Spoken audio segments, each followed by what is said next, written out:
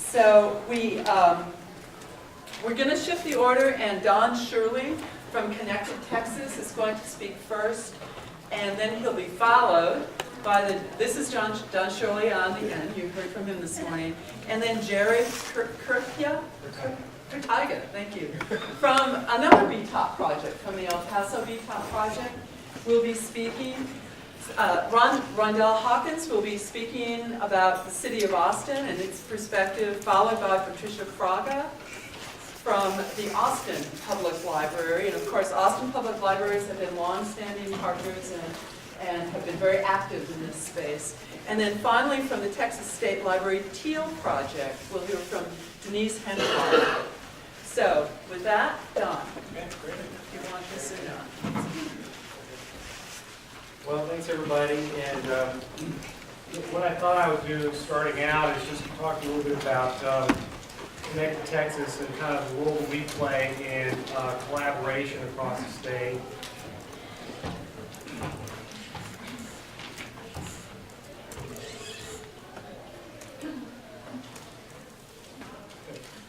One of the things that we try to do is be aware of the various activities that are taking place, and as I mentioned this morning, kind of in three categories of addressing internet access, adoption, and then the use of the internet. And as we learn what activities are being conducted and what organizations are involved in those activities, we try to help promote that stuff. And so, I mean, this is one example on our website. You can see that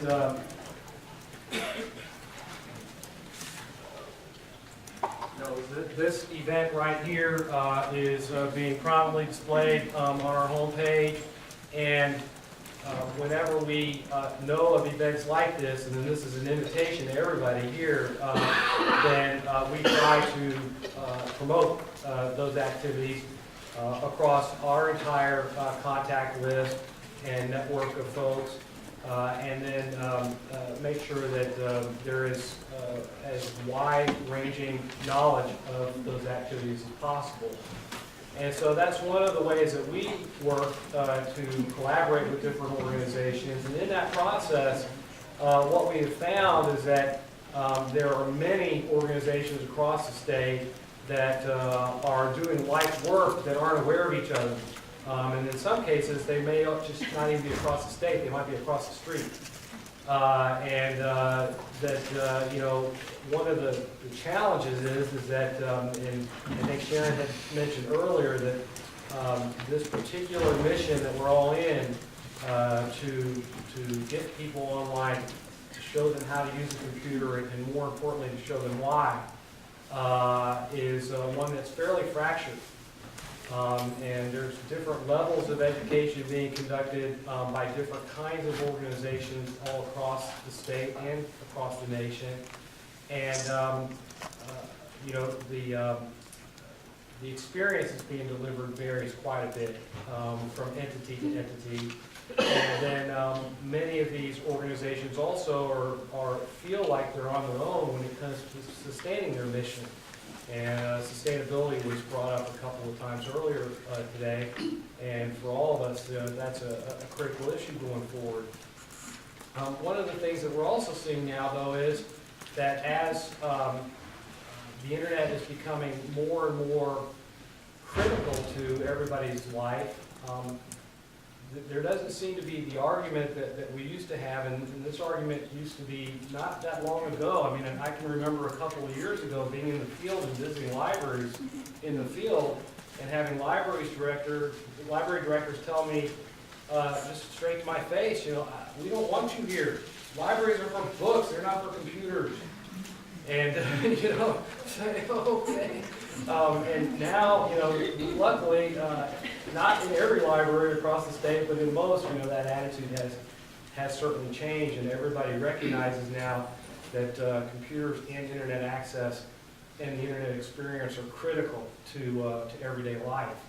And so our role at Connected Texas is to try to understand all the activities are taking place to help people get access, to help people adopt, and to expand their use of the internet, and then to bring parties together that may be doing like work or may in one way or another be able to synergize with each other and to carry on that mission.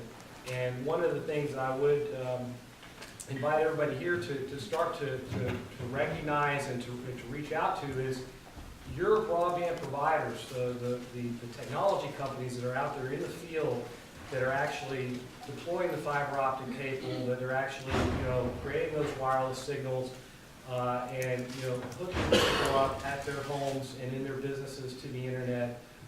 Those folks are just as interested in seeing the entire population connected as you are. Needless to say, it could become a prospective customer for them.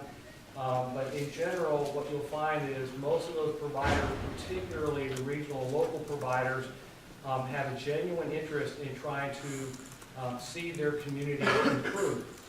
And for that reason, they are willing to help. And if it means trying to beef up bandwidth to the library or to other public computing centers, or discount services to a population of folks that are in need, that many times these broadband providers, in our experience, are more than willing to do that.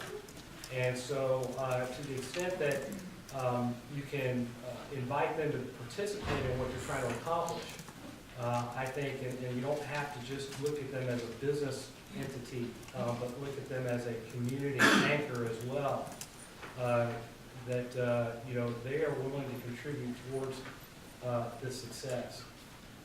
The other thing I wanted to reiterate from a comment I made earlier today is that we still have 1 out of every 3 Texans that are able to access the internet, so there's broadband available. And there was a question earlier about what the definition of broadband is, and we map broadband from 768 kilobit down and then on up. And that's still from a kind of official, definition of broadband. 768 kilobit is kind of the minimum definition. But kind of the going, the street rate, if you will, what we kind of expect to see and what we typically see in metro areas around the state, and this is pretty true nationally, is probably an average of more like 6 meg, and that's the average.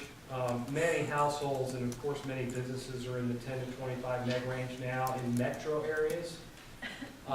In the rural areas, we're seeing that average somewhere in the window of 1.5 to 3 meg, so half as much as what the metro areas typically count on. And I think from a benchmarking standpoint, what we like to see, and kind of one of our goals, is to see a level playing field, to see that the rural user has the same bandwidth and speeds that the metro user has, at least on average. And so when we talk to providers about their services and what they're going to provide if they're getting ready to expand into an area, one of the things we talk about is kind of a minimal acceptable level of service. And we kind of look at 6 meg as kind of the benchmark that we would like to see. If you are in areas where you're not seeing that, then one of the roles that we play is to actually go into communities and provide technical assistance for those that do not have an IT person, or there may not be someone that is in a position to understand what the possibilities are with their broadband services. And what kind of those benchmarks are, what kind of acceptable levels of service are. And so we act in that role as a subject matter expert, and we actually have folks that will work in the field with communities to help address their needs. That program we refer to as the Connected Program. And what we do is go in, assemble the community. We try to bring together as many leaders from as many different sectors as possible. So government, healthcare, libraries, businesses, the schools, of course, and any other community service organizations, and then do an assessment to figure out what their gaps are. And so one of the things that we've done is kind of benchmark what a good connected community looks like, both in terms of a rural community and also even in terms of metro areas, and then see where this particular community stands in regard to that benchmark and how big that gap is and what the specific issues are that need to be addressed. And then we work to try to fix that gap by identifying very specific ways and specific resources that are available to, whether it's getting more broadband service delivered into the area, or whether it's just raising the amount of bandwidth that's available, or lowering the cost of the bandwidth that's available. Or in many cases, what we've learned over the years is that even if they think that it's an access problem, like if you just bring the broadband, everybody will come.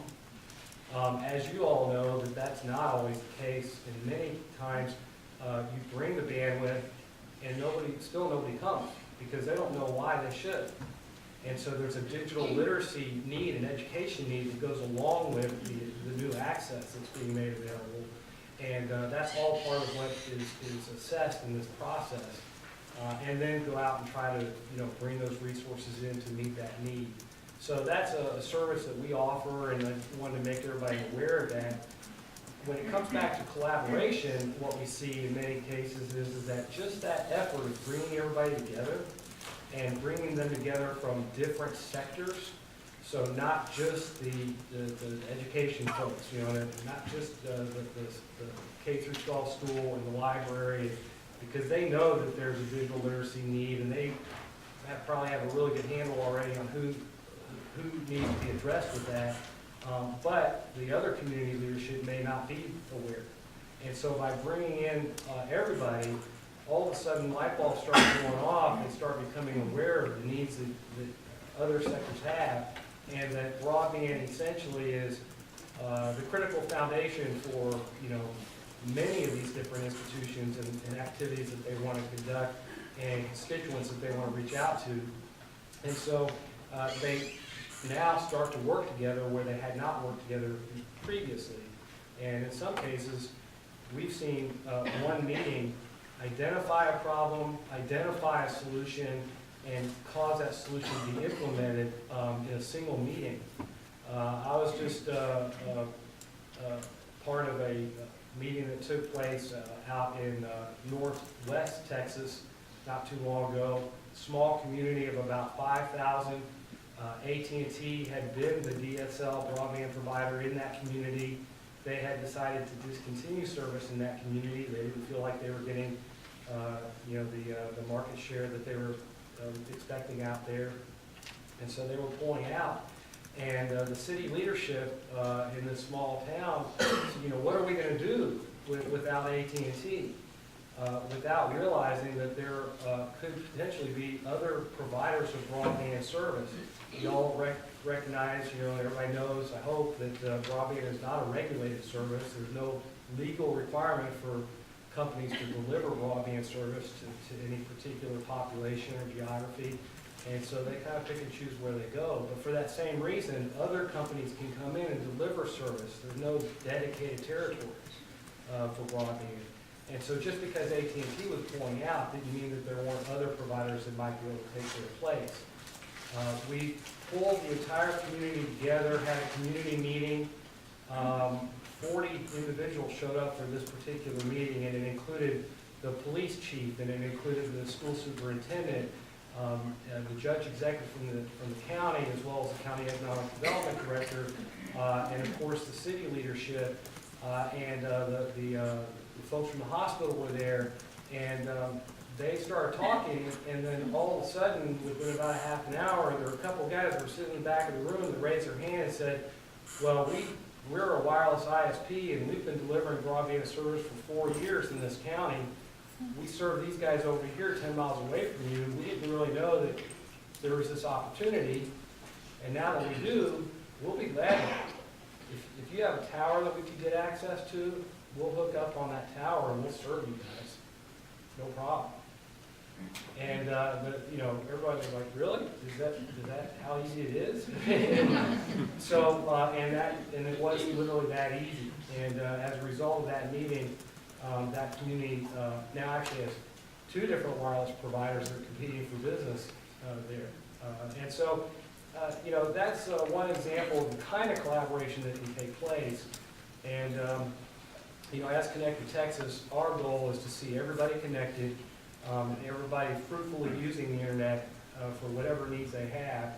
And so to the extent that we can, you know, help make that happen, this connected program is one of the vehicles that we've seen that's worked well towards that. The other thing I wanted to mention is the research. And let me show you some of the information that we have so you're aware of it. This is all on our website, by the way. This is actually being displayed from our website.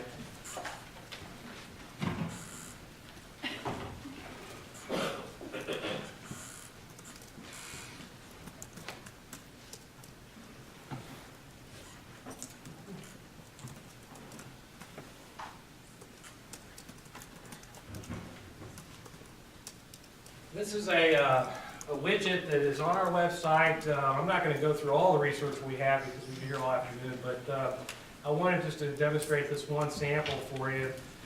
This is what we refer to as our residential survey. We also do a business survey, and we ask a number of questions to folks about their internet usage, how they're using it, who they're using, whether they're happy with it, and so forth.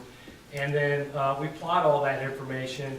And as an example, you can see here, we're on the low income tab, and we're seeing, you know, there's obviously a great disparity between the typical internet user and the low income internet user in terms of computer ownership, in terms of subscription to the internet, and just use of the internet in general. We have information related to rural users, minority populations, seniors, of course. We split it in all kinds of different ways, and all this stuff is available on our website. And so one of the things that we found is that many organizations that are involved in digital literacy or maybe involved in trying to determine where they can go to address the access need will come and look at this information.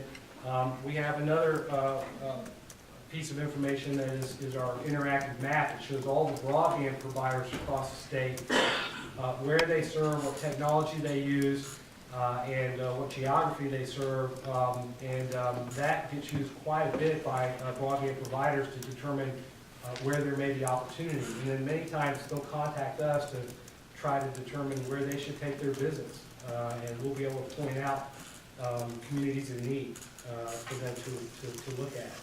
And so I just wanted to show you this.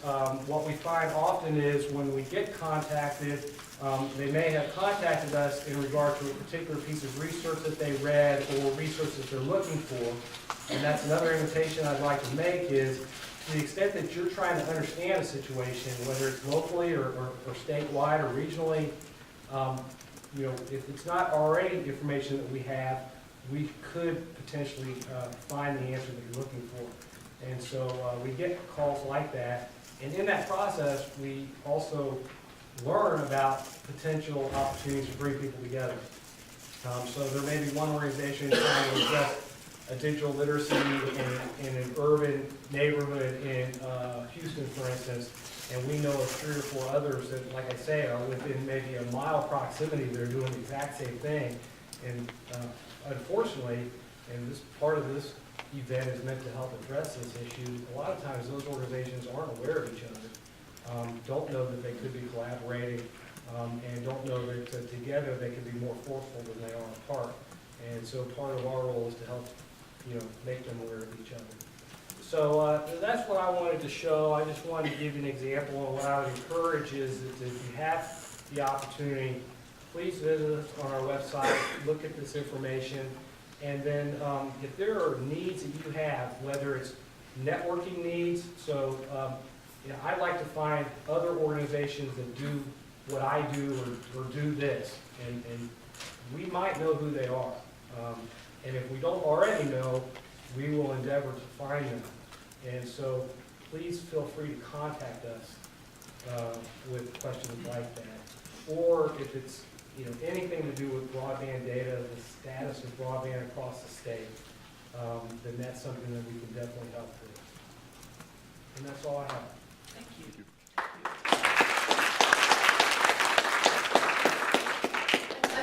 hold off on questions until all of the presenters have had a chance to speak. So next up is Jerry Kurtyka.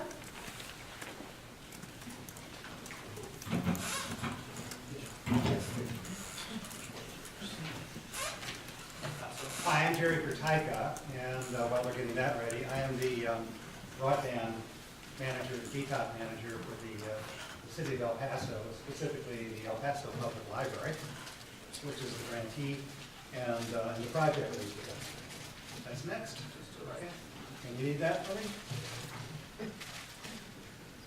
It's my secondary job, technically. Don't have bandwidth or something? Network.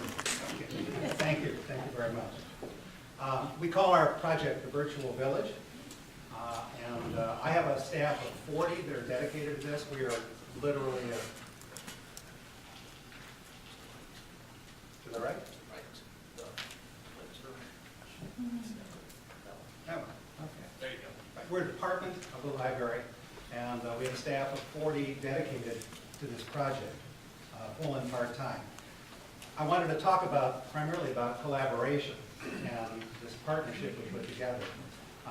The study that was presented this morning by the graduate students, boy, I wish you could have had that 2 years ago. Because I'm telling you, it validates almost all of our experience. I could hear in that and see in that. The partnership that was put together of 11 organizations here provides both geographic coverage and coverage into targeted populations, that is, populations you want to reach that perhaps the library itself was not fully capable of. For example, you see VOLAR and the Children's Development Center. These are organizations that deal with the disabled population. The Workforce Development Board, of course, is for the unemployed, those seeking jobs. And Boys and Girls Clubs deals with youth, usually up to around 12 years old. Isleta del Sur Pueblo is the Tiguas, it's a tribal nation. The Housing Authority, of course, deals with public housing and the population there. And Parks and Rec is comprised of both the rec centers, most of the kids, and the senior centers. I think we have about 8 or 9 senior centers in there, and they love our program. How did we divide the role? Well, I came out of the private sector, not the public sector, so I started thinking about this in terms of the library, we're production, and our partners, they're in the distribution business. So the library does a lot of distribution too, because we have 12 brick and mortar branches and about 450 BTOP computers in them now. We increased the number of computers and upgraded others that were there. So we're the grantee and the fiscal agent, and we do the program management for the program. We manage the project, that's logistics, and logistics is a huge part of this when you're putting together a network this large. Purchasing, we install the PCs, the computer centers. I have a staff of 3 or 4, depending on what month it is, computer technicians that do this. And we do the federal reporting and round up all that information as well from the grantees and the partners. Curriculum development is what we do. One of the things that I set out early on is I said, I know we're going to have a lot of part-time people in this project, and I didn't want to just send them out to a computer center or a library, with a shoe shine and a smile, but I wanted to have them to do something and have something they could refer to. So we developed a standard curriculum for our courseware. We teach about 50, we track information and teach about 50 some different courses, not all at the same time and not all at the same level of interest or popularity, but about 50 different courses that we report on right now. And we provide instructions. We provide trainers who are full-time people and mentors who are part-time. We also manage the partner relationships. That's me working with partners. That's my training director working with partners, and having just day-to-day contact with partners and their sites. I tend to work, with my point of contact at a partner, but a partner may have many different sites, 12 sites that we work with the Housing Authority, about 7 or 8 sites that we work with the Workforce Development Commission, and I think 25 or 26 now with Parks and Rec. So the training staff generally tends to manage those individual relationships down there at the individual site level. And we provide technical support to them too. We piggyback on the City of El Paso's help desk, 24/7 help desk, and have tried to train our partners when they have a problem to either call that number or send them an email and put BTOP in the header and indicate, what the problem is, what computer, give us a contact name, and the help desk filters those out from the regular city help tickets and distributes them to my technical staff that works on them daily. So what do the partners do on the distribution side? Well, they provide the facilities, again, that's the most important part, and a point of contact for us to work with. More importantly, they promote the program to their constituencies, something that we couldn't necessarily do except in a public relations capacity. They provide their own in-kind contribution. Some provide some staffing and instruction. I know the Workforce Development Board does some of their own instruction. We don't do a lot there. We do some for them. Even in some of our libraries, some of our librarians want to teach a class now and then. And we have other partners as well that provide some level of instruction, but mostly we provide instruction. There's over 300 classes a week being conducted among these 11 partners in the city and the county of El Paso right now. So how are we doing? Well, we're nearing the end of the grant. The grant ends for us on August 31st. And you can see we've done a pretty good job, I think, in terms of what we've done relative to what we said we'd do in our baseline goals. Cumulative users per week, we've exceeded by 116%. People trained by 223%, and so on and so forth. We have 88 sites.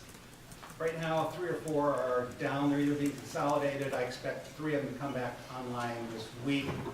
Some of the rec centers had remodels done, and one of our customers, one of our clients or partners has closed some centers due to budget cuts and consolidated their computers and others. So it varies quarter to quarter. I think 88 or 89 over the next quarter, over the next couple of weeks perhaps even, we'll have finally there.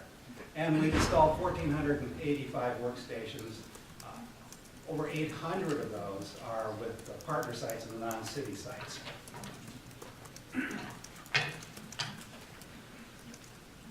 So, what do we do right in doing this? I think it's been a success. And we've had rigorous project management process. I installed that right away. And still, to this very day, everything we do on a project management basis. We set objectives, we identify tasks, we assign these to people, and we follow up with the regular weekly project meeting that all the players are involved in, everybody, all the stakeholders are involved in. As I said, we did a curriculum-based training, and do 300 classes or more per month. Virtually all our instruction is bilingual. Pretty much everyone who works in the program is bilingual, and if they're not, we'll have a bilingual mentor or someone there with them to work with them. One of the things we did was we actually cut down on the number of staff that were planned. The grant application said we were going to have 72 mentors, and they were going to work 8 or 10 hours a week. And if you know the sales intake process, it's like, who would go through that, to work 8 or 10 hours a week? So we just do the same number of hours, but we've hired fewer mentors, and we give them the maximum 29 hours a week that they can work as part-time employees. This has not only been easier to manage, but it's greatly cut down on the turnover, which is still significant, and gives them a better employment experience with things. So it's just been very successful for us. Some have been with us almost from the beginning, and have very good relationships with the partners. We've concentrated our assistive technology in a few strategic locations. We had distributed it somewhat early on. It didn't work out quite right, so we concentrated it in a few locations in the rec centers and the libraries, and of course with our 2 partners that specialize in the disabled population. We set up a partner web portal for reporting quarterly results. We got 80 or 90 personal computer sites reporting to you. Gathering all that information at the end of the quarter it's difficult anyway. And so what we did was we set up a partner portal. They can come in, they can actually post their results, their training results by each, and their in-kind contribution, but primarily their training results by And we've had regular partner meetings. We've had partner meetings every quarter except the last quarter. We're getting ready for the next one will be June 20th, and that'll be our final partner meeting. We'll talk with them about what the turnover process is and the sustainability issues. So what could we learn? What can we do better next time? Everything takes longer than it takes. So, and I understood, I learned early on, thanks to Laurel, came and visited us and said, well, the other grantees are having the same problem too. It just takes a long time to get stuff sometimes and to hire people, especially if you're working with another governmental organization. Another thing is not every partner is as good as every other partner. Some don't always hold up their end of the bargain, so it takes some diplomacy and hand-holding and occasional threat or two to get people moving. Plan for space requirements. My goodness, we had 2 truckloads of computers show up on our loading dock. And you got to, unload those, get them unpacked, prep them, image them, get them ready to go to various partner PCC sites, some of which have more than 60 or 70 computers at one site. That takes space, so we had to put a good chunk of the library's public space out of service for almost 2 years while we did this. And the same thing goes for the employees. If you have 15 or 20 new employees show up, where are you going to put them? I don't think we thought about that ahead of time. Equal pay for equal work. I insisted on this early on, and had to fight the HR department to do it. But that is, if I hire somebody as a lead trainer, the salary is $38,000. So if you're going out there and you're working next to someone, and the HR of course has they have a ladder for where something starts and where it goes to, and if they think it starts at $30,000, but my thought was, why would you be standing next to somebody doing the same job you're doing and not pay them the same? So we've stuck to that.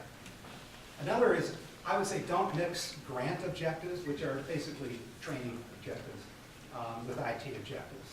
That was tried early on. They wanted to build a microwave network and connect my sites on a microwave network.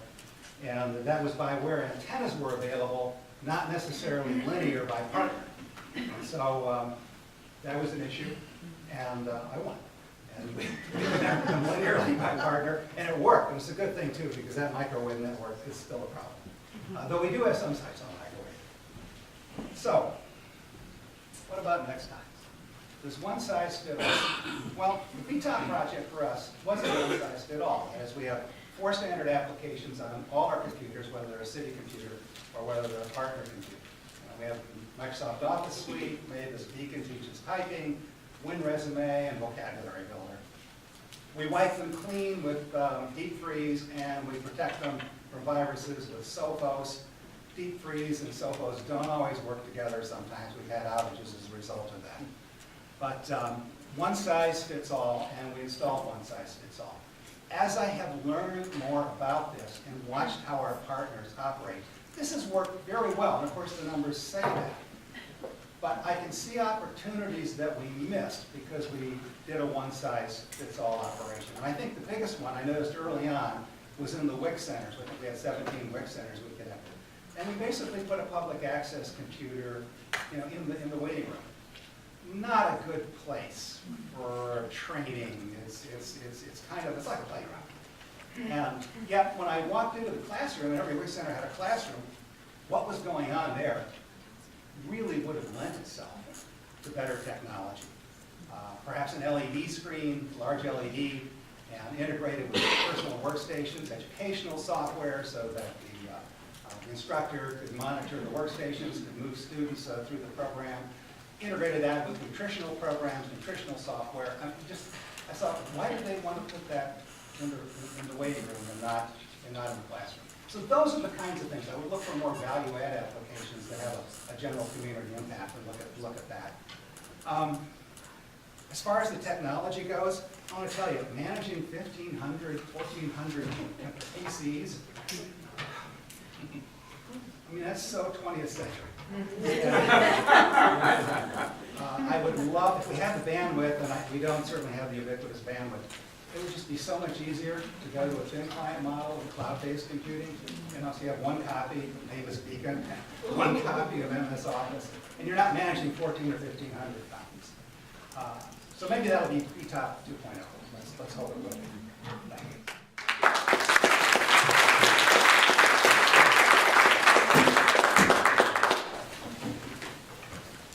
Rondella Hawkins from the City of Austin speaking next. I do not have a PowerPoint presentation, so.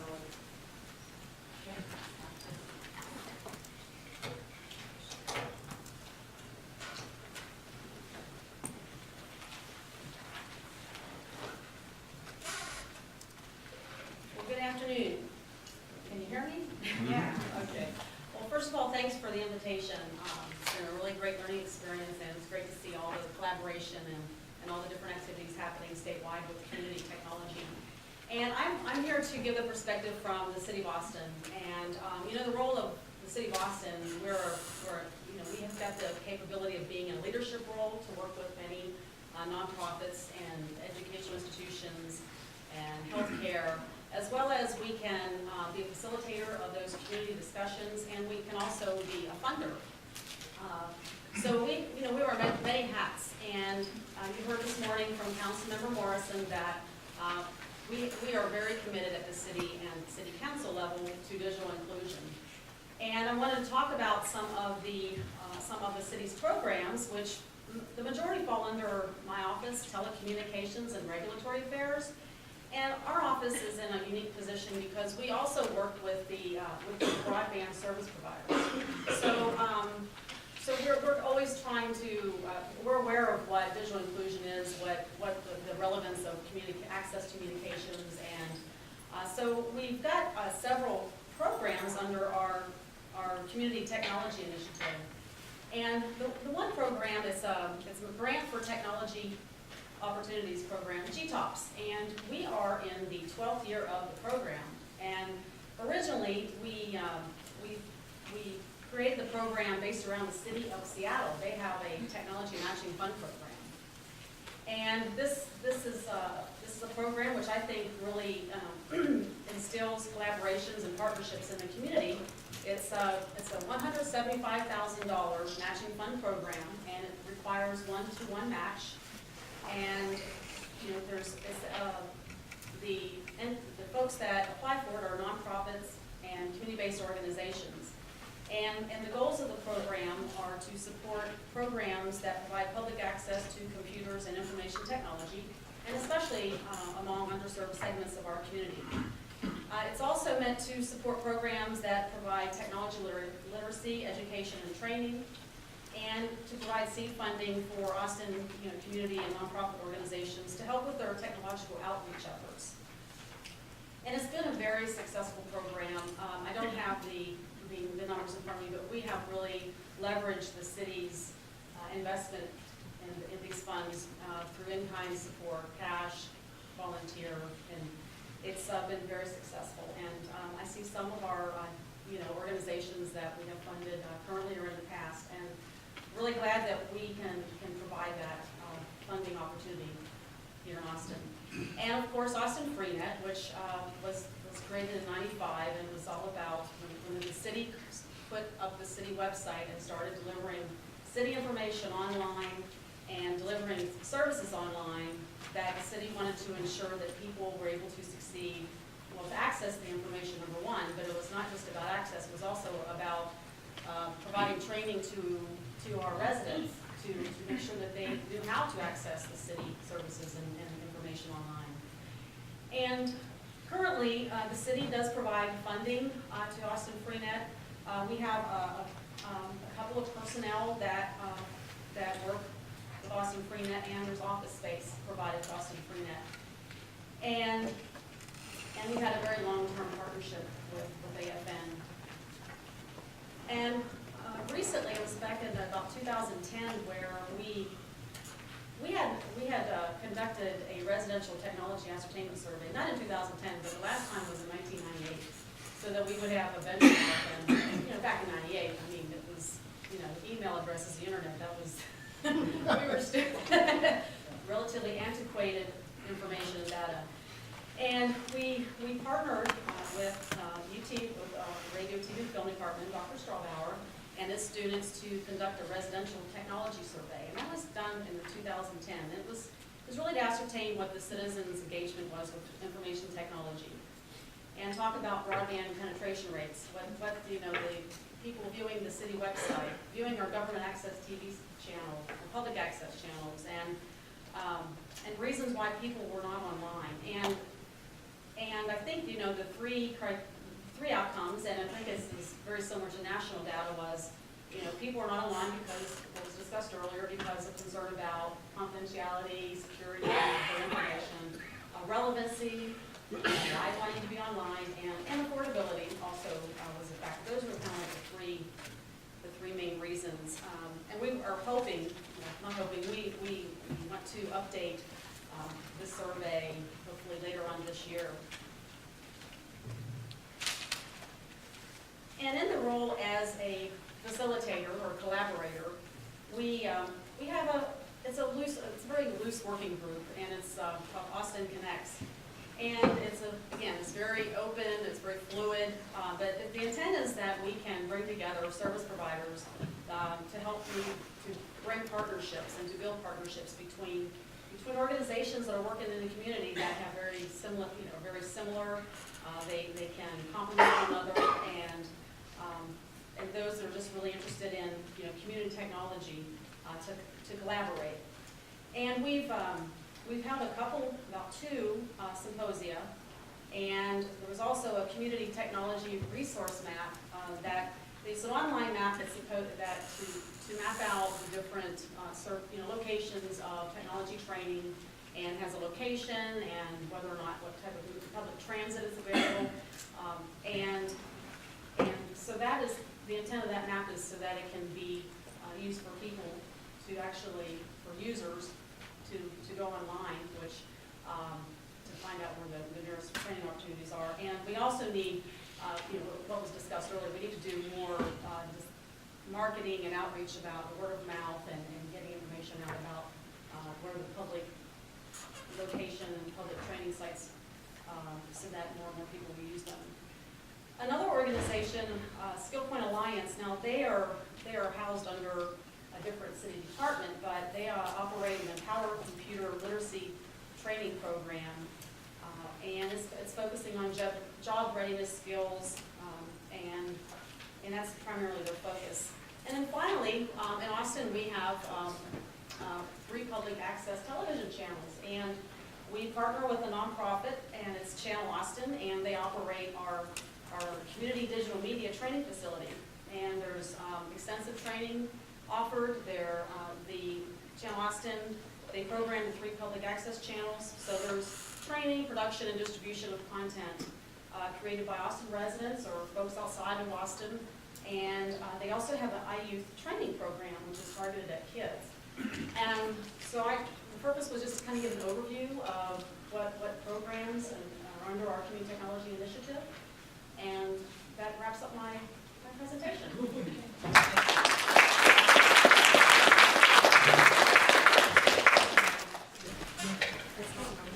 Now we'll hear from the Austin Public Library, Patricia Fraga.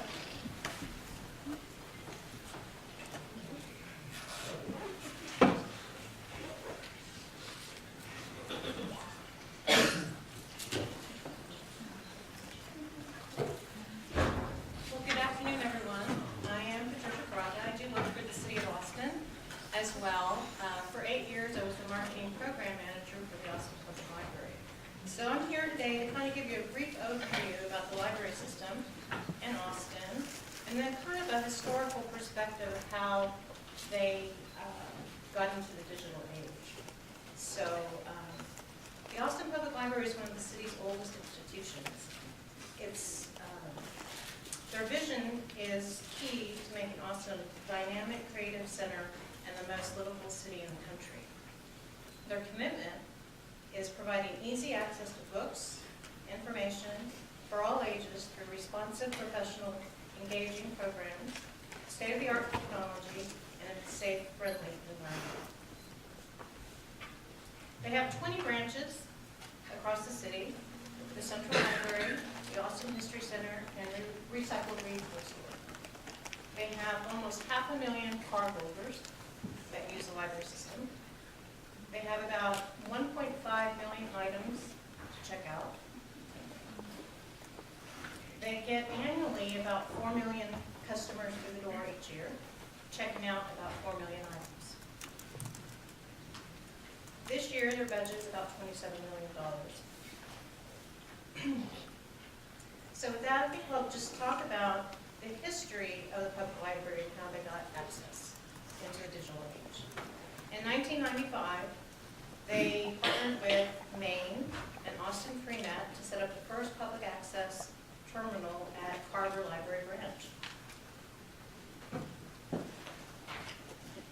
In 1996, the city built out the Gatton network, which was the fiber ring across the city, which allowed them to get a high-speed fiber access in 96.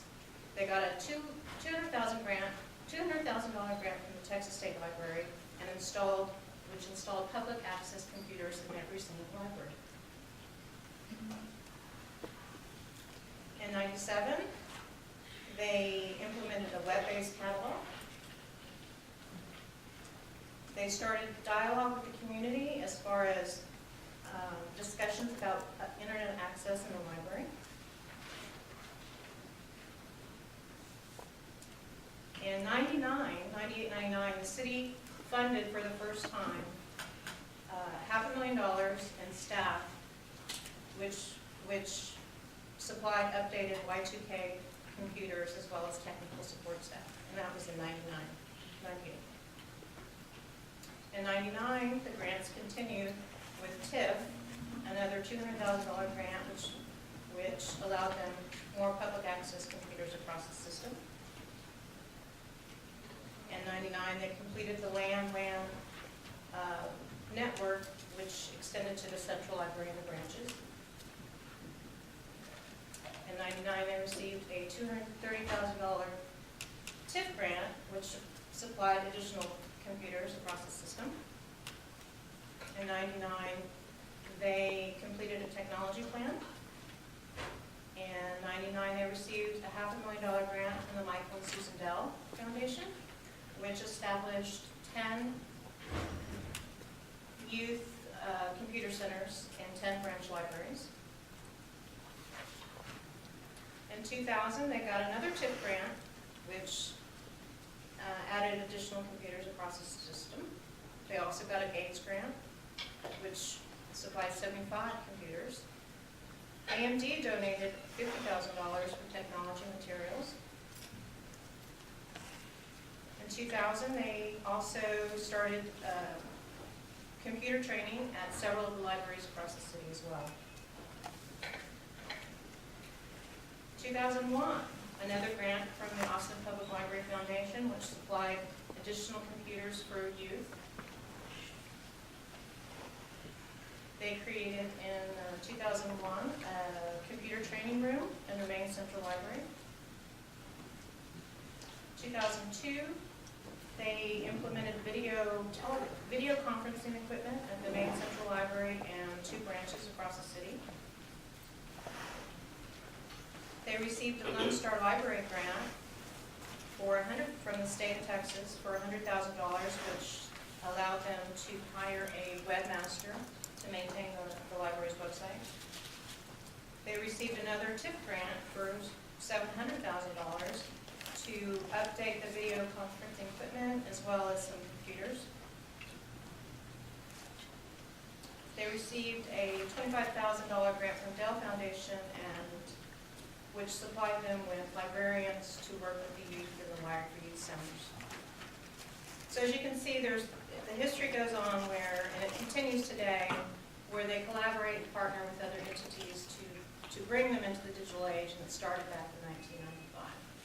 So I just wanted to give you a brief perspective of how the city and the library works in the community with partners such as Dell, the Gates Foundation, and the state of Texas to allow them this access to information and technology. So that concludes what I had to say today. Thank you.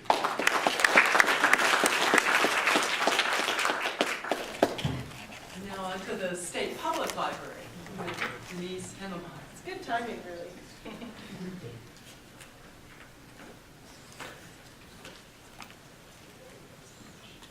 So can you hear me? Yes? All right.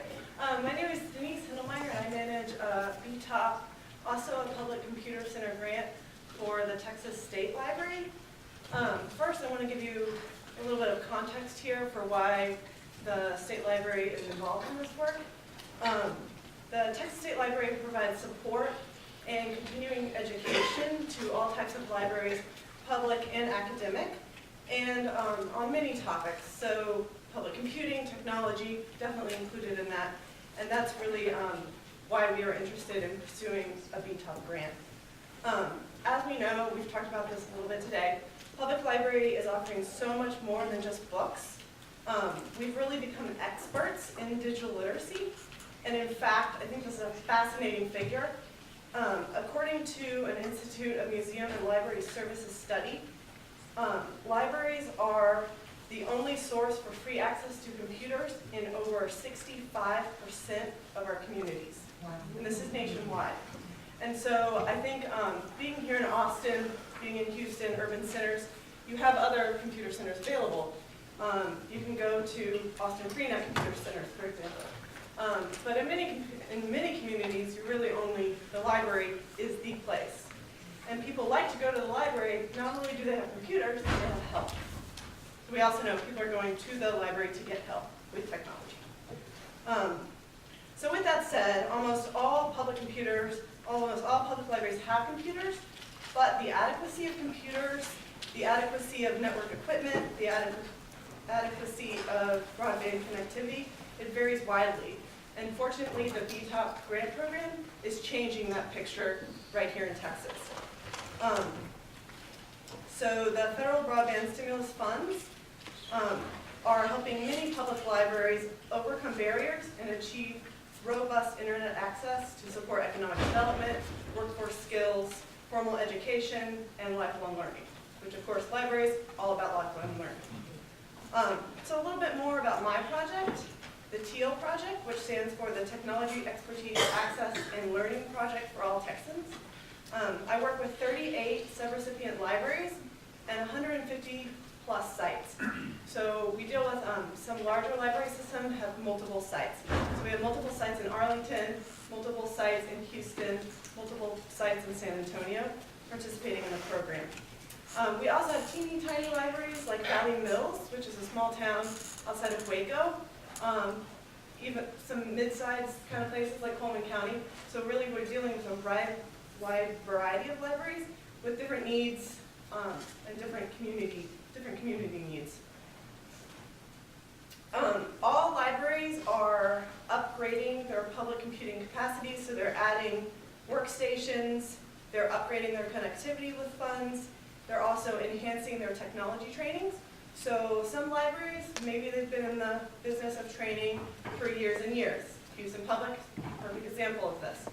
Other libraries have never offered any sort of computer training, and they maybe didn't even see the need before they became a part of the grant program. So everybody's upgrading. In general, that's what we're doing. We're also creating more than 100 jobs, hopefully by the end of the grant, 100 jobs, which are mostly training positions in these libraries. And I wish, in retrospect, almost every single library had new trainers. Most of these positions are actually part of Houston's project, and they're hiring more and more trainers every day. So in terms of accomplishments, significant accomplishments to date, we have upgraded 81 sites, and the rest are quickly going to be upgraded by the end of the grant. It ends in July, by the way. And we train roughly 12,000 people a quarter. We also have an average of about 580,000 users per week, which is absolutely crazy, 580,000. So that's a lot of people using our computer centers. We're also creating 32 new computer centers in Houston through the library's collaboration with Parks and Rec Department and also Health and Human Services. And so they're putting computer centers into multi-purpose centers that were already there, or maybe there's WIC services, there may be a library branch there, and a health clinic. And so it's a really convenient place. People are already there, and when they're there, they can use the computers. So 32 brand new centers. We're also really excited, the city of Arlington Public Library is offering a mobile computing vehicle. It's literally a van equipped with 12 workstations and dedicated staff for training. And so Arlington Public Library is going to send that vehicle around to locations in the community that are furthest from the branch. And so they're being very strategic about where they send that vehicle, and they're doing a lot of collaboration with other agencies working within Arlington and working out other parking lots and whatnot with this vehicle. We're also really proud of the Carver branch right here in Austin on the east side has a new computer and job search center with dedicated staff through BTOP funding that's offering computer and job training, and also lots and lots and lots of one-on-one help. And that center is all thanks, again, to this BTOP grant program. We're also really excited about upgrades to San Antonio's Central Library. They're in the process of upgrading all of their public computing areas in their Central Library. So they're creating new spaces, moving the teen center, create new spaces for computing. Other aspects of the project that I haven't talked very much about, we're doing a lot of training for librarians. And so we're doing both face-to-face workshops for libraries involved in the grant program, and then also webinars that are open to library staff across the state, and even nationwide, actually. We don't limit the participation just to Texas. So you can log on, you can listen to one of our webinars. They're also all archived and available for viewing on our website. And all of these workshops and webinars are offered with the goal of preparing librarians to meet the growing needs of their communities in the areas of technology, workforce development, and educational attainment. We also have, at the state level, a mobile computer lab, which is comprised of laptops, and we have 2 trainers who work for the state library, and they travel all across the state. I just got an email, I'm chuckling to myself, because I got an email from one of the trainers this week that I think it's something like she's traveled in the rental van 25,000 miles across our dear state of Texas. It's a large state. So these trainers are traveling day in, day out to offer computer training at local libraries that really do not have the local capacity to offer training themselves.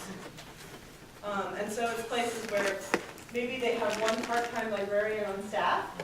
The library has no idea what computer training could look like in that library.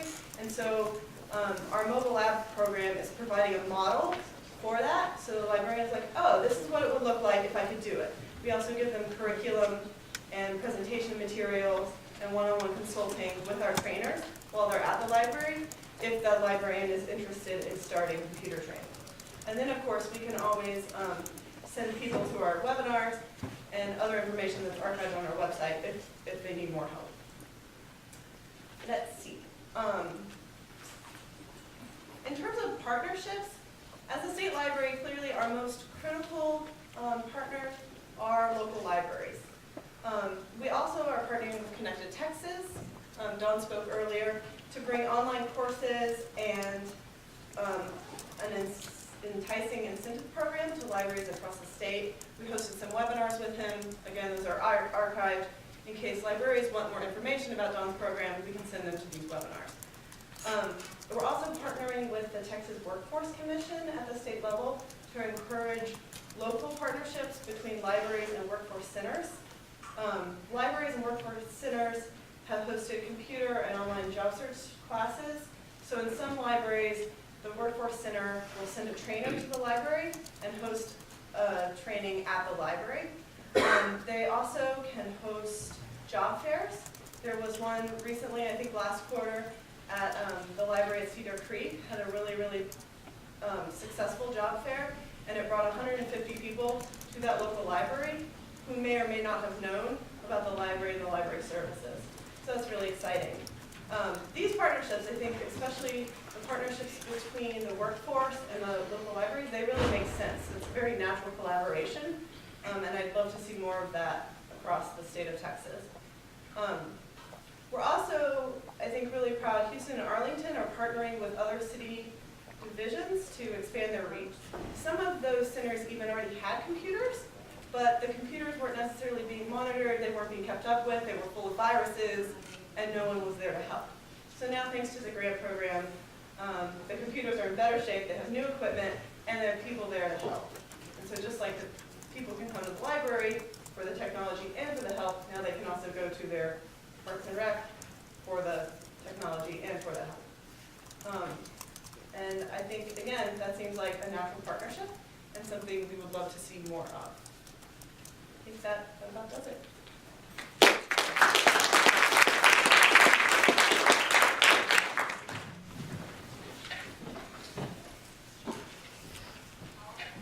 We have plenty of time for questions.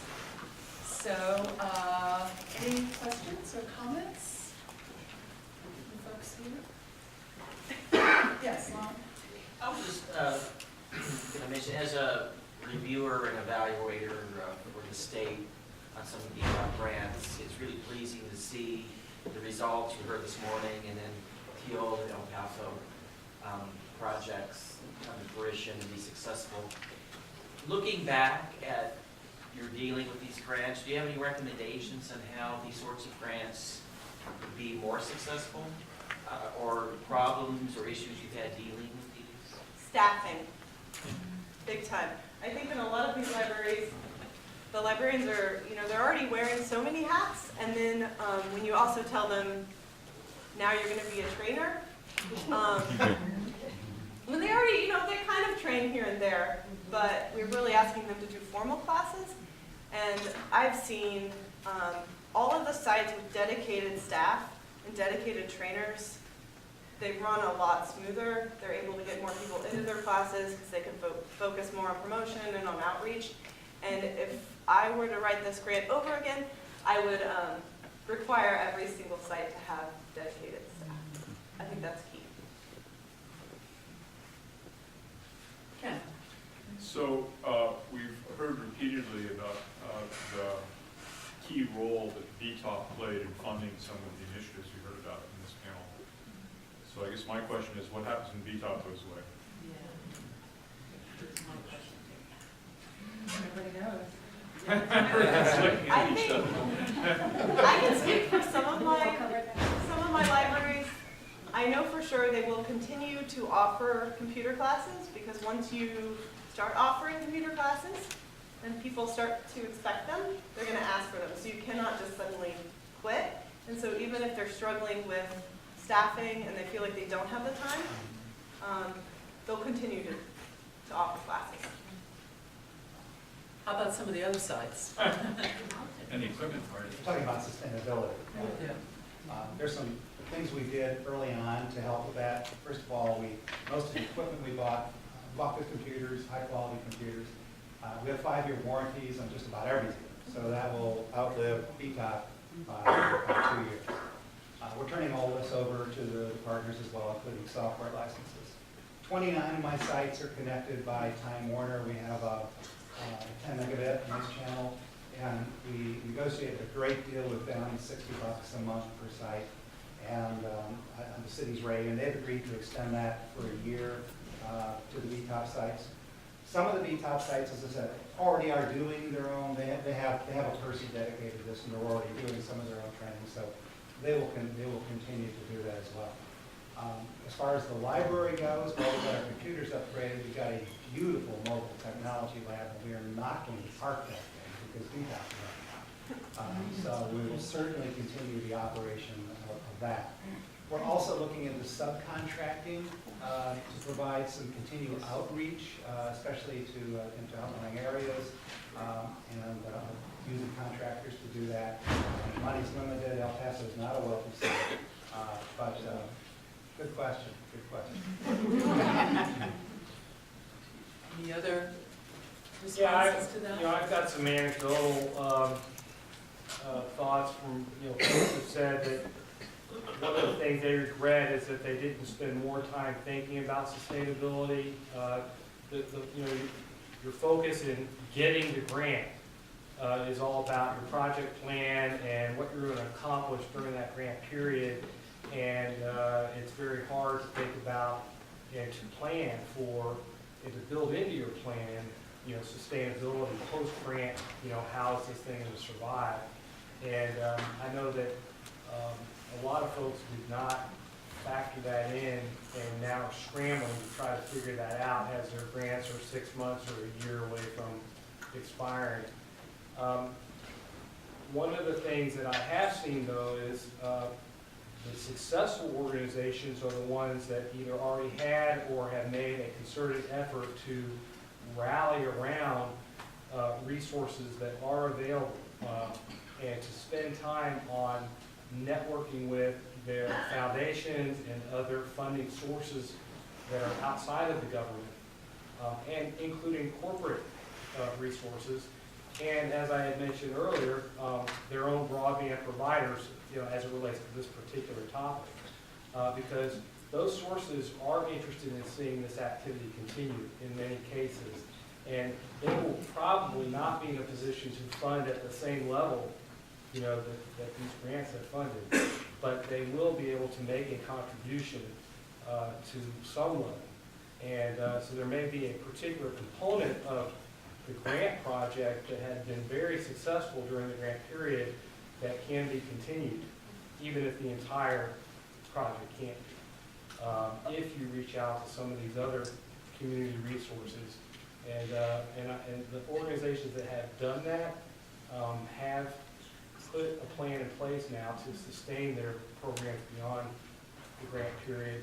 And then there are other organizations that are just fingers crossed, they're going to renew. They're going to renew.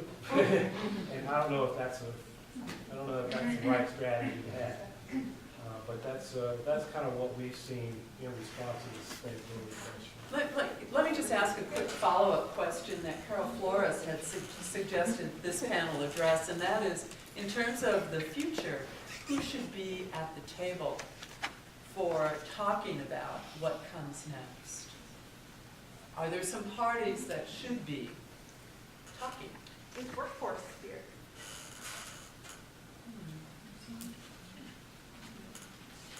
I think that would be a great one. So they Our workforce development group, I had a conversation with them 2 weeks ago on this.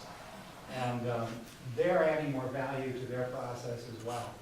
In order to effectively guarantee an employer that this group of people whose resumes we're sending you or recommending you have some level of skills. So they're going to build in assessment programs at the front end when someone comes in to their agency, and then match that more closely to employer work orders that they have coming into them. So definitely they should be at the table.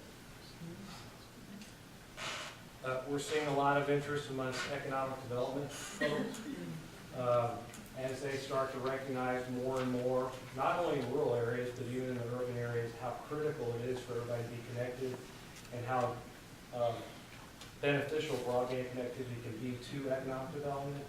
We're seeing a large interest on their part, and giving them connectivity is one thing, but then using it is really the key. And sometimes those economic development folks need to be trained on the difference. They don't understand the difference between, well, we gave them broadband, nothing's changed. Well, that's because they don't know how to use it and they don't know why they should. And that's where, this comes in. But we're seeing a large interest on the part of economic developers across the state and nationally as they recognize more and more how important broadband connectivity is. Rondella? Oh, sorry. Sorry, if I didn't answer. When you say economic development people, who do you mean? Who is that? Well, yeah, and it can vary depending on the community. In metropolitan areas, we see mostly Chamber of Commerce and other business leaders and folks that are business organizations that have, that are in that process of trying to, improve their economy. They take an interest in this. In rural areas, there tends to be a designated economic development person at the county level, or maybe at the municipal level, or both, or at the council of government level, for instance. who has a vested interest in and whose job it is to bring business to the county, and recognizing, you know, that the more digitally literate everybody is, the more likely businesses are going to come to the county. And then, of course, the broadband access is a piece of that, too. We're seeing that,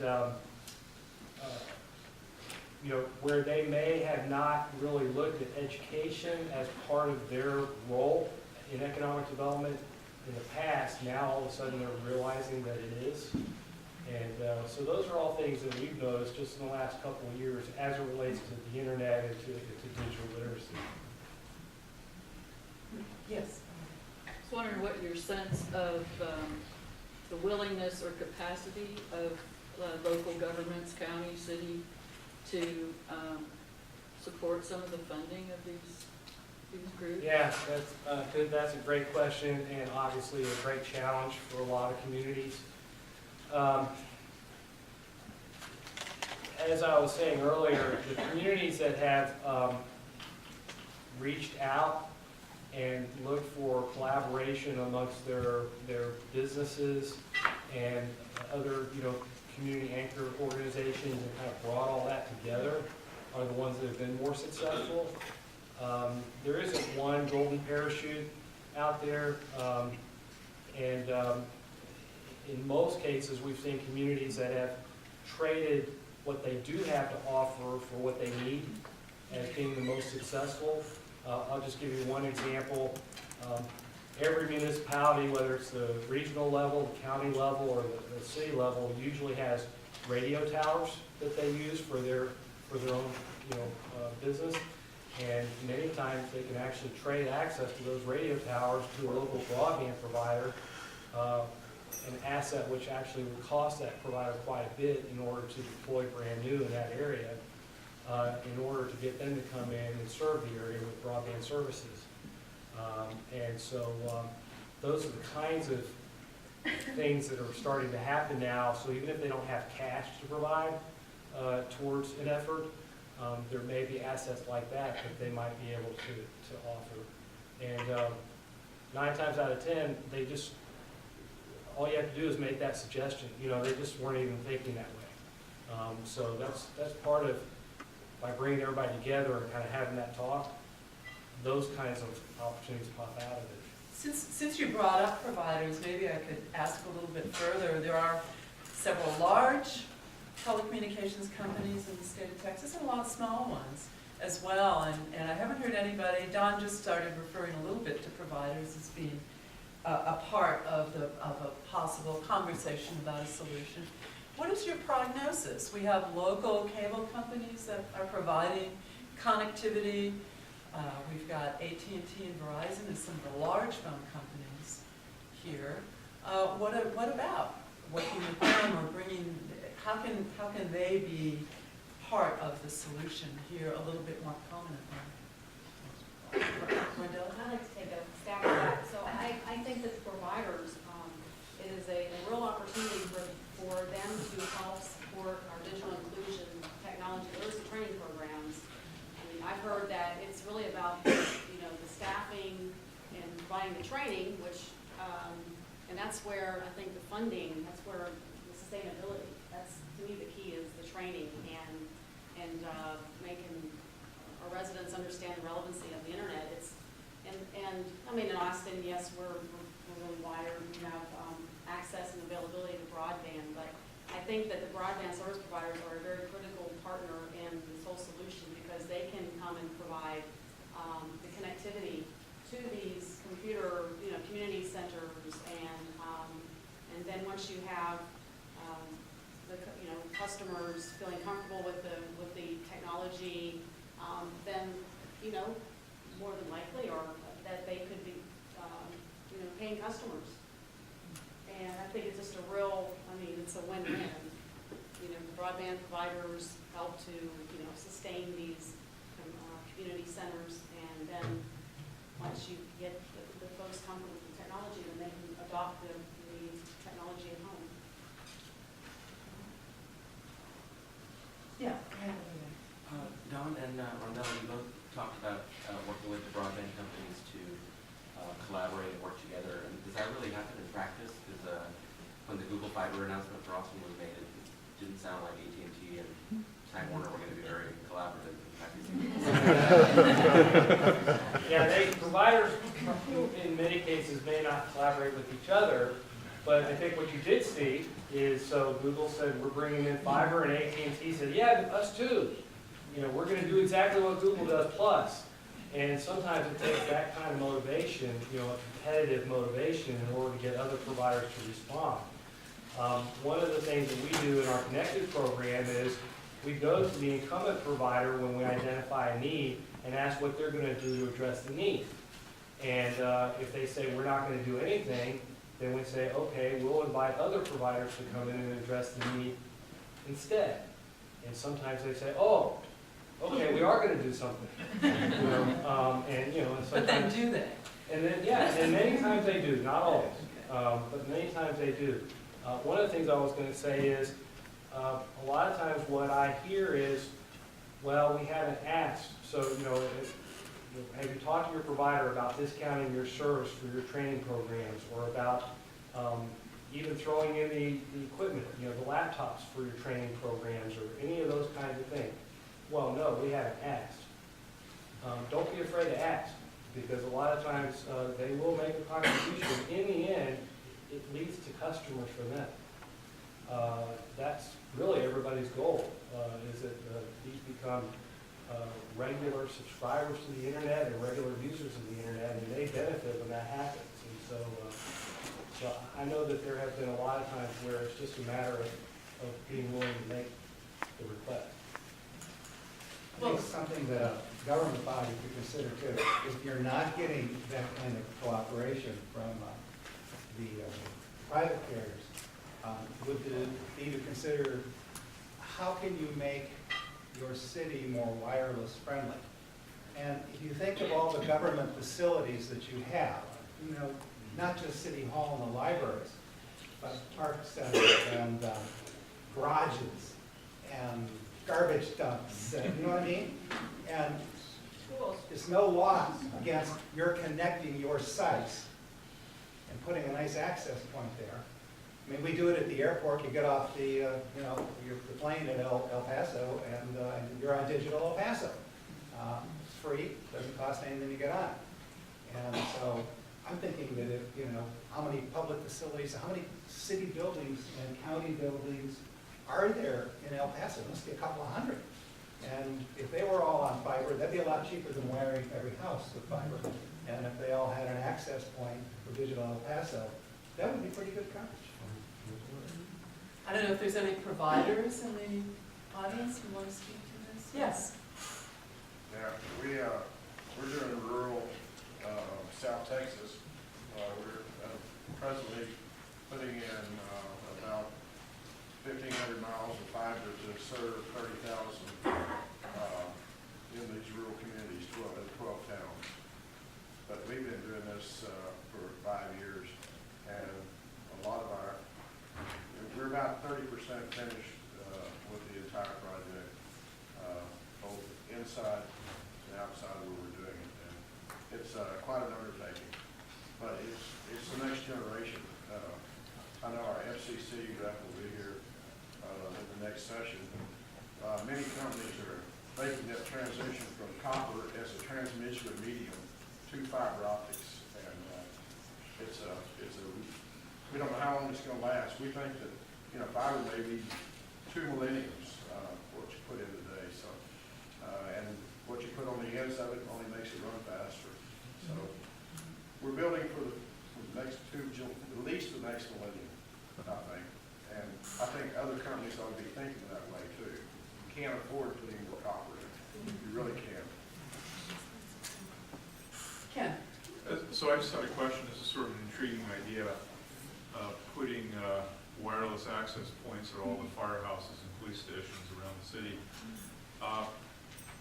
A, is that likely to run into political problems? And B, not to be impractical, and B, certainly providers, you may have a shortage of providers, but the providers that are in those neighborhoods certainly may have a sort of a revisionist view of I'm your sure they will. proposal. I'm sure they will. But, you know, we already get comments from one of our libraries telling us, well, they're pirating our signal. You can see the kids in the park across the street. That's exactly what you want them to do. Right. Yes, Laura.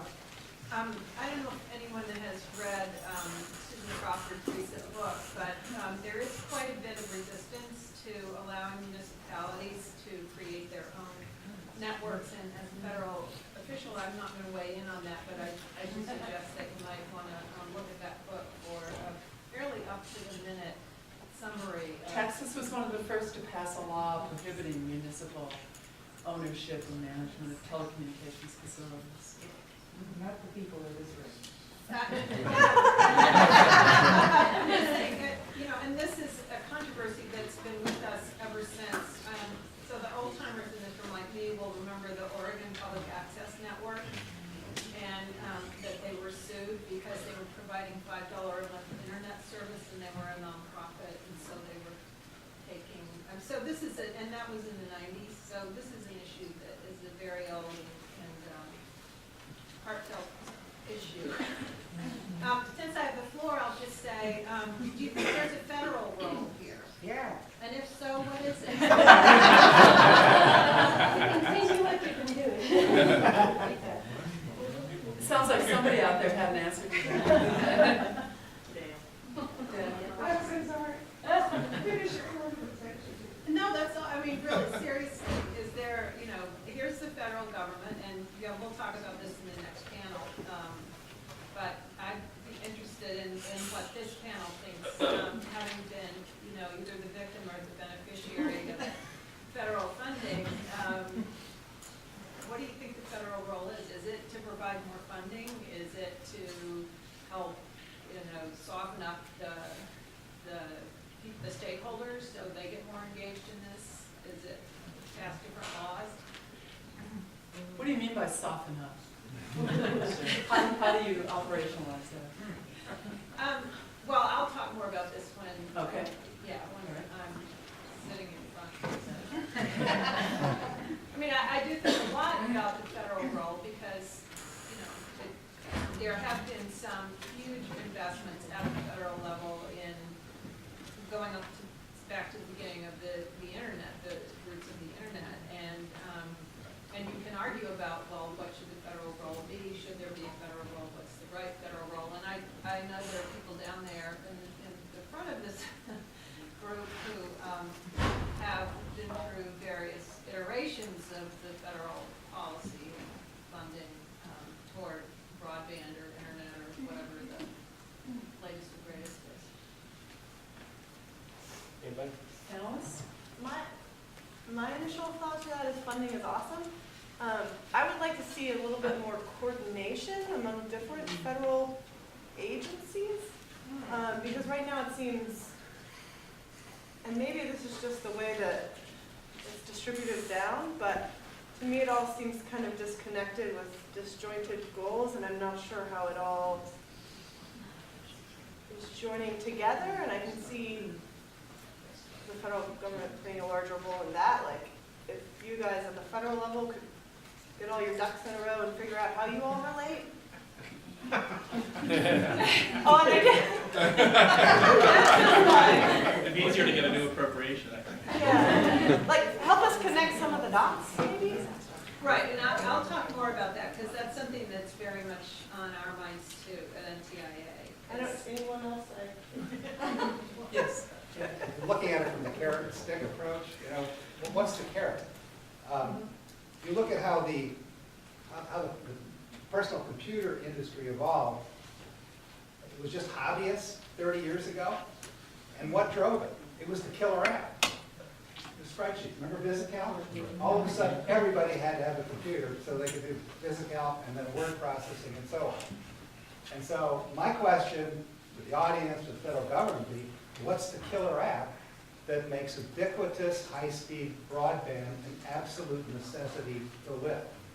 I don't think it's the smart grid. I don't think it requires that much bandwidth, you know, to turn my refrigerator or my water heater off or something at a period of demand.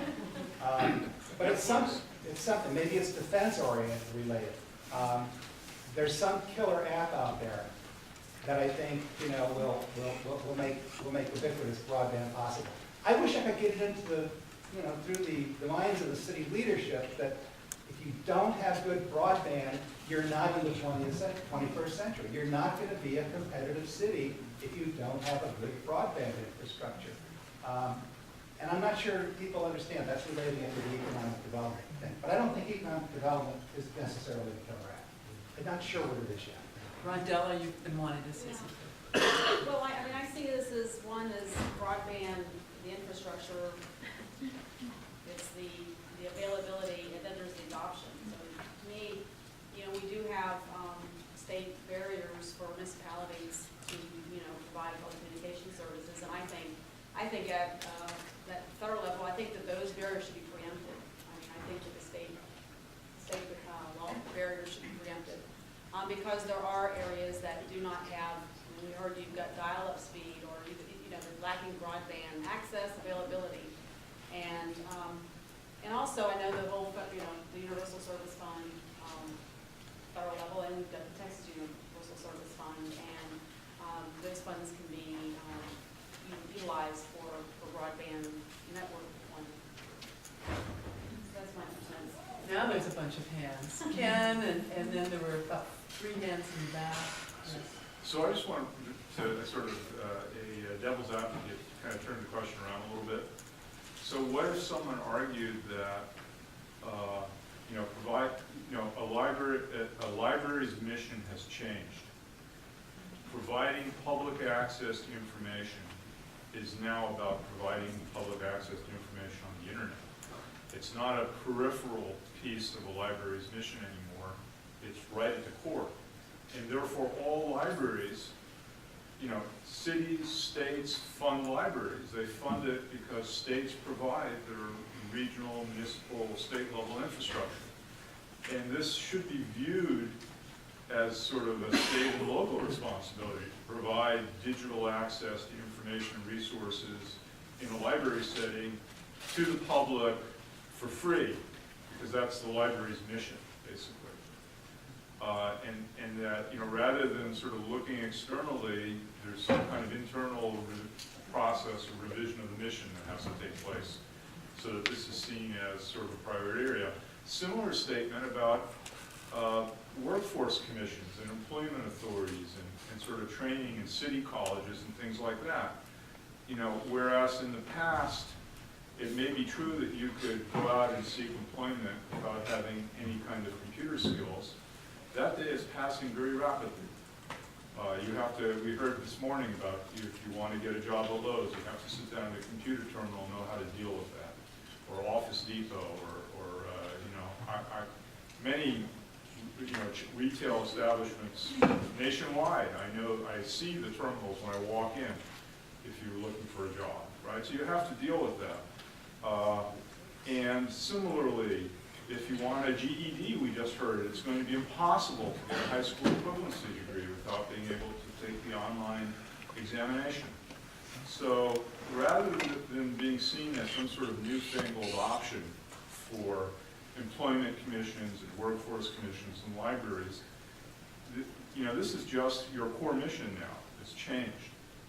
And the cities and states and municipalities are just going to have to, the federal government is not going to fundamentally change the federal role in providing local services. This is a local service, and this is something you're going to have to work through.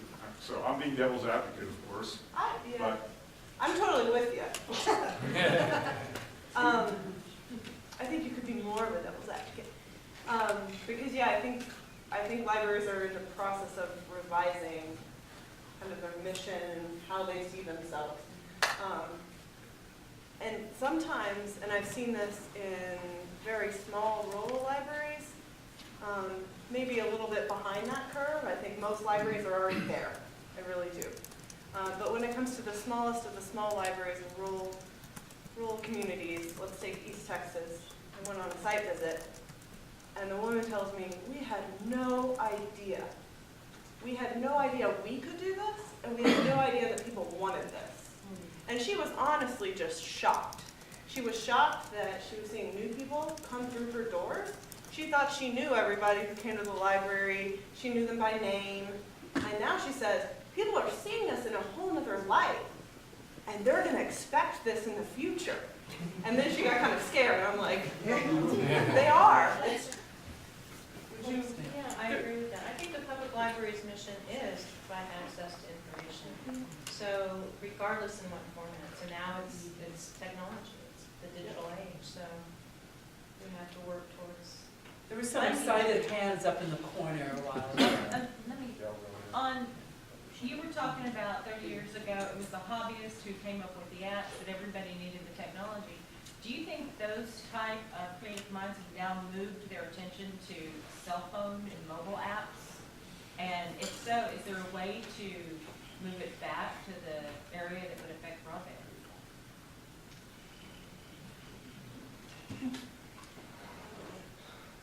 Yeah, well, if you look, I think there are several types of applications, what I call value add, that if you get these partners around the table, various things can float up that make sense. Not my ideas, I've been talking to my partners. One of them, the Housing Authority, said, couldn't there be a distance learning platform we could all use, a common distance learning platform, that we could all build our own courseware on and deliver our own classes and our own courseware to our own constituencies? And I thought, I bet a lot of people would do that. In El Paso, one of our advantages, disadvantages is we're a government economy. There's not any large, there's only 2 large private sector businesses there, and one's the electric company. So it's a government-driven economy. Fort Bliss, county, state, 5 huge school districts, public hospital facility, and so on and so forth. That's a lot of purchasing power because the majority of businesses in El Paso were small businesses. They're run out of the back of a pickup truck. So that's an enormous amount of purchasing power. Is there not an opening there for a common purchasing platform where vendors could register themselves and that information could be downloaded into the various enterprise systems? Because the purchasing processes are unique in each of these institutions. They're Byzantine, if you've ever tried to sell into the defense market. But then there's the county and the city and so forth. And so, I look at something like that and I say, well, there's something a Chamber of Commerce could try. There's a common purchasing platform for small businesses where all of these purchasing opportunities could be listed, the vendors could be listed, and a way could be made to match that and to bid competitively on contracts like this. I haven't read the 2,400 pages of the Health Care Act, but it seems to me that healthcare information exchanges, we're supposed to have one in El Paso one of these days, again, with our common platform or something that touches literally every person in the community and every physician and dozens or thousands of providers. So to me, it's not necessarily a killer app, but I can see these community type applications developing, and there being a good economic case for them. Perhaps they can improve their way. There was another hand up there. Yes, please. Yeah, Erica Swanson with Google, and I just didn't want to miss the chance when we you'd asked for providers to say a word. Please. First, I think the conversation about content and what apps is really it is such an exciting conversation to have, both if we're all doing digital inclusion, but the broader community I think as well.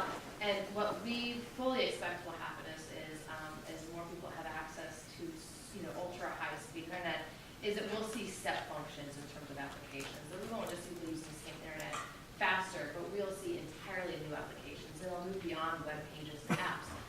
But could in the future be a very virtual experience that we live by virtue of that connectivity.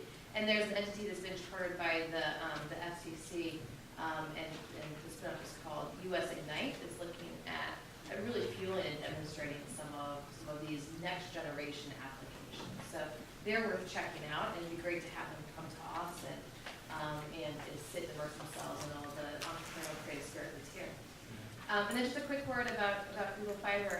We're really glad to be here. We are in an intensive planning stage. I am our program manager for digital inclusion, and so I'm really appreciating the chance to learn from all of you. We heard Juanita this morning say that there are 3 primary barriers to to people overcoming the digital divide. It's affordability, it's access, and it's literacy and relevancy.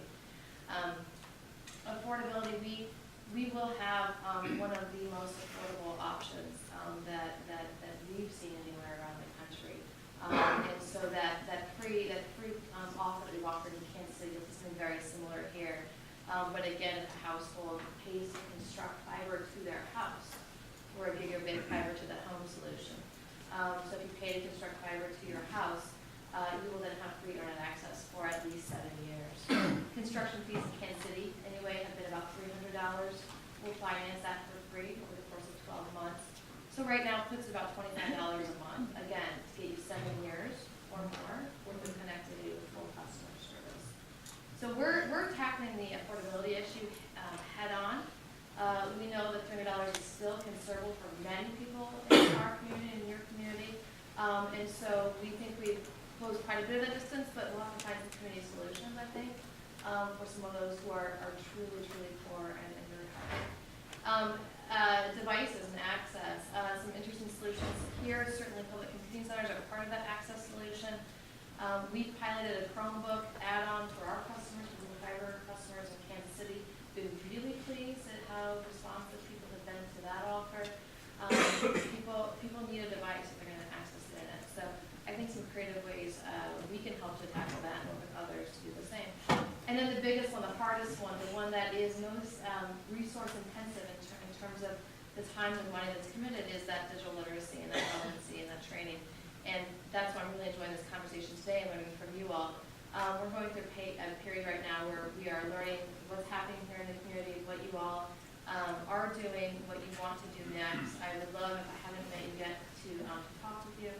And we'll also be doing some really strong survey work to get a feel for who's connected, who's not, why not, and how can we be part of the solution. It'll be a community-driven solution, but we'll be a big part of it. So I just don't want to miss my chance as a new player. Thank you. I've been waiting for that chance. Appreciate it very much.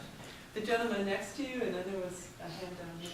In alignment with what the young lady on the end was saying about the feds lining up, we did a telehealth program, get it all lined up, and the doctors were in favor of the clinics, some hospitals, and come to find out, Medicare and Medicaid, which were most of the people who were beneficiaries of telehealth, didn't pay the doctors. There was no reimbursement, so they're not going to do it unless they get paid for it. They're not in the pro bono type of healthcare world. So that's a critical example of the Federal Communication Commission and the USDA, for example, having telehealth programs, and yet on the Health and Human Services side, they don't pay for it. They don't realize there's a savings on one side for doing it through the program. So disconnect. John and John. Just an observation going back to the notion that it's in the interest of the providers to have paying customers. And that's, on the one hand, intuitive, but it's actually very powerful in terms of trying, I think, getting those providers to help sustain these programs, because having people trained and then deciding to pay for broadband is a much better way from the provider's perspective, because they'd rather really not be told to give cut rate packages to people, because that cuts into their average revenue per user, which is a big sin for them. So it's a perhaps more powerful framing and strategic direction than just seeming sort of like an intuitive thing. It really is a preferred way, I think, for providers to get more customers as opposed to be told to give cut rate packages. So going back to the federal question about what can be done, at a national level, setting those expectations that providers are going to assist in helping this training take place really does work. I've seen a huge shift in provider interest in digital literacy and inclusion since USF reform started. It's like, oh, we're going to lose our subsidies, and you expect us to get into the training business? Well, maybe we won't do it, but we'll contract somebody to, and where they wouldn't have even considered that 2 years ago. I hope we'll hear a little bit about that in some of the sessions coming up. John? That's okay, I'll stick to later. I think this will probably be our last question for this session. Maybe, I wasn't here this morning, so I'm not sure if you brought this up, but I think that it would be useful to frame access to broadband as a civil rights issue. And it seems like at the federal level that we're done, that could be the framework that you could use for federal legislation for preempting, as Rondella was suggesting, what the state has done. Another comment, I've been here at the LBJ school for the last 2 years in the graduate program, and I've never stepped into the library during the entire time. Everything I do is on the internet. Things I'm reading. I think going to back to what he was saying about changing the missions of libraries, I think we should almost dispense with the word library and call them public data access points or facilities for putting our funds into the data centers where all this information is housed, and we have the civil right to access that data in those public access data centers, and it's the requirement of the municipality to provide a mechanism for that if you don't have it through the Google Fiber and providers. I can't help but say that at least 2 countries, maybe somebody knows better, have in fact declared access to broadband to be a civil right, essentially. So on that note, I think it's probably time to take a little break, and then we'll reconvene at 3:30.